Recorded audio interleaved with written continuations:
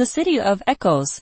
English Story Level 3. In the center of Riverway City stood an ancient tower known as the Whisper Spire. People said it had existed since before the city was built, its stone walls etched with unfamiliar symbols. Most avoided it, claiming the tower repeated sounds that were never spoken. But Kira, who lived only a few streets away, felt drawn to it every time she passed. One rainy evening, as thunder rolled through the sky, Kira heard something unusual.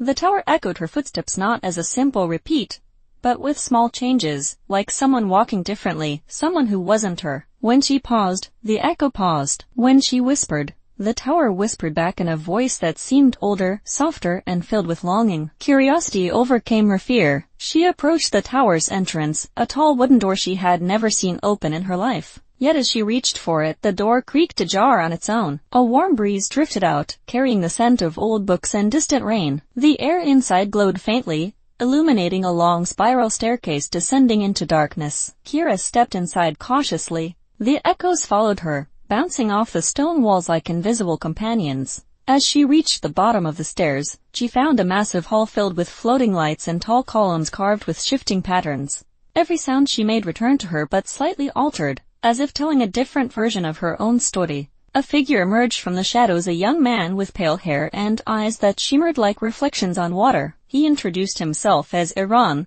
the Echo Keeper. He explained that the Whisper Spire stored echoes of forgotten voices, preserving pieces of people's lives that the world had lost. Every laugh, cry, dream, and fear that had faded from memory found refuge here. Kira walked among the floating lights. Each one held an echo.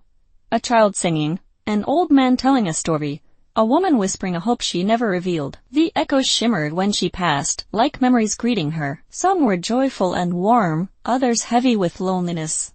Iran led her deeper into the hall, where a massive sphere hovered in midair. It pulsed slowly, producing a deep hum that vibrated through her chest. He explained that the sphere contained the city's oldest echoes, voices of the builders, the wanderers, and the forgotten guardians who shaped Riverway long before maps existed. Kira reached out and touched the sphere. Instantly, visions rushed through her mind. The city rising stone by stone, people celebrating in the streets, storms that nearly destroyed everything, and countless unnamed individuals whispering their hopes into the wind. The sensations overwhelmed her, yet they felt strangely familiar, like hearing a lullaby she once knew. Iran told her that the tower had chosen her. It needed someone who could hear echoes not as noise but as stories. He asked her to return often, to help guide the lost voices and understand what they wished to tell the present world. Some echoes carry warnings, others dreams, not all of them safe to ignore. When Kira climbed back to the surface, the storm had ended, leaving the city quiet and glistening under moonlight. The Whisper Spire stood silently, yet Kira could feel it listening. She now understood that every sound held a memory,